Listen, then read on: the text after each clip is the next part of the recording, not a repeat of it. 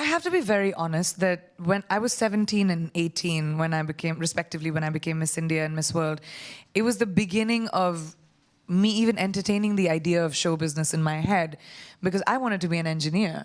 I was a physics math student. I wanted to be an aeronautical engineer. I wanted to build planes. I wanted to be in NASA.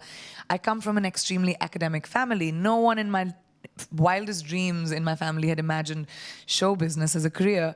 My grandmother, in fact, still asked me till about 10 years ago, "What do you do?"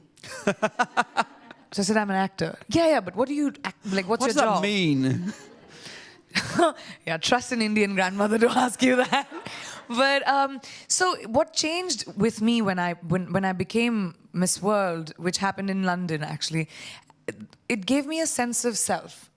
When I was a teenager, I had a lot of self-esteem issues, like most teenagers do, you know. You don't know what's happening with you. You don't know what your body is going through. You don't know. I was gawky. My hair was all funny and frizzy, and I didn't know what to do with it. I had so much of it. And like I hated braids, and my mom would make them, and you know. So I had all of those issues. Even when I was in America, I went to high school in America, and I was very confused with who I was and what I was supposed to be. I was bullied in school a little bit, not by everyone, but I had a bully, and she just made my life miserable and used to, you know, hate on me basis where I came from. I think that's probably all she knew to hurt me. She used to call me curry, she used to call me brownie, she used to say, "Go back to your country on the elephant you came on."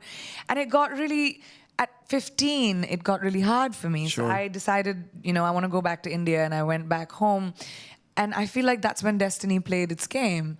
My mum randomly sent photos without telling me to Miss India. I didn't know. I just thought that they called me because I was discovered. Yeah, teenage egos.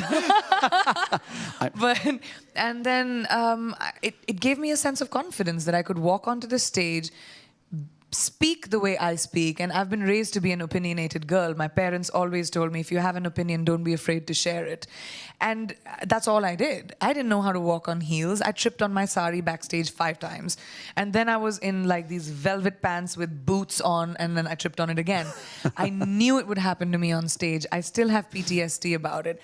But I'm just saying, like, it gave me a sense of the fact that my personality and the way I speak and my confidence is what won me that crown, made me feel like confidence is your best accessory. There is nothing else you need. The only thing you need to wear well is your confidence.